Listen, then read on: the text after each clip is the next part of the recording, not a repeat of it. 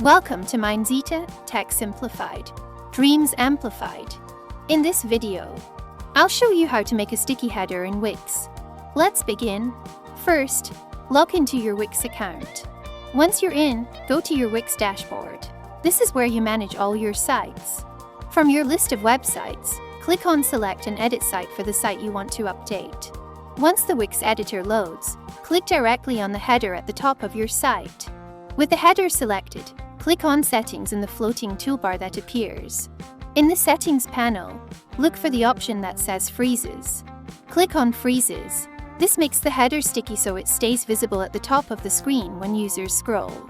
Then click the Publish button at the top right corner of the editor to make it live on your website. Now, go to your live website and check the website if you run into any issues. To make Wix website mobile responsive, contact us at info@mindzita.com or call us at 305-434-4698. At Mindzita, we offer affordable services and resolve any problem within 24 hours. Thanks for watching. Subscribe for more tech tips.